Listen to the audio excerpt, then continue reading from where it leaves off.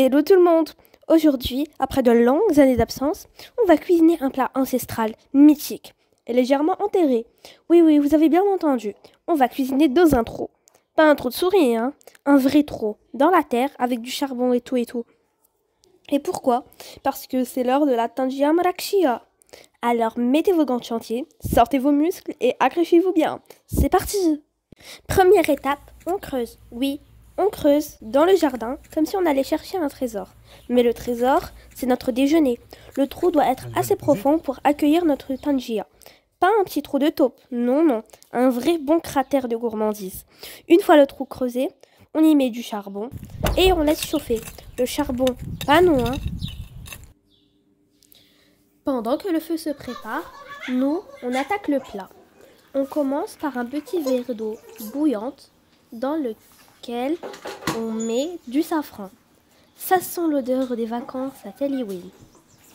Ensuite, on prend une vraie tangia, une belle jarre en terre cuite, et on y met, roulement de tambour, la viande. Les morceaux avec les os tout en bas, ce sont des jarrets de bœuf pour les connaisseurs.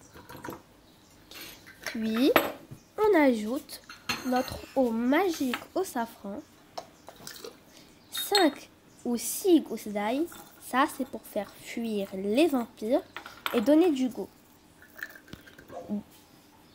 Du cumin en graines qu'on écrase avec les mains, comme un vrai chef.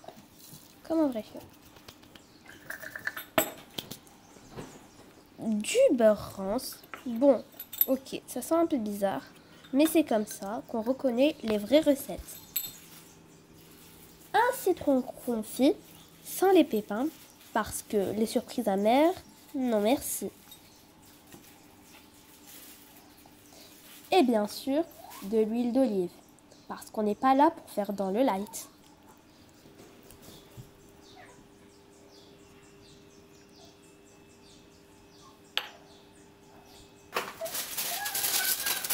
Maintenant, on ferme la tangia comme si c'était un trésor. Papier cuisson, papier aluminium, ficelle et hop, c'est emballé.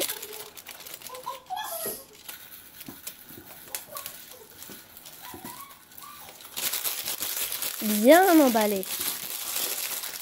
Prêt à partir au fond du trou.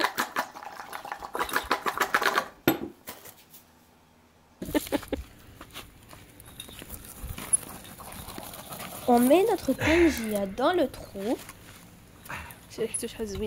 On la couvre bien avec les braises chaudes et on la laisse cuire pendant 3h30.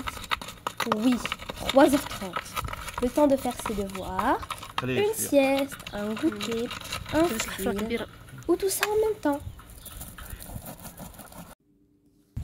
Et voilà, après 3h30, on ressort la tangia du trou, toute chaude, toute tendre, toute parfumée.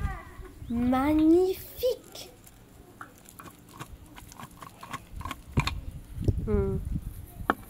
On coupe un peu le papier aluminium pour pouvoir sortir notre petite tangia.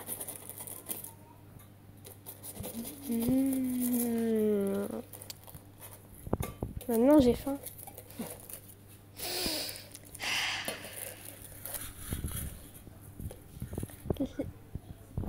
La viande se détache toute seule, comme si elle n'attendait que nous.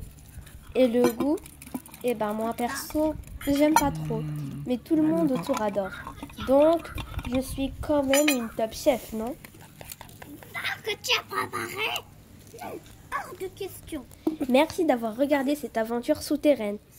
Si vous avez aimé, mettez un like, abonnez-vous et dites-nous en commentaire. Est-ce que vous oseriez cuisiner dans un trou, vous? À la prochaine pour une nouvelle recette, peut-être un peu moins poussiéreuse.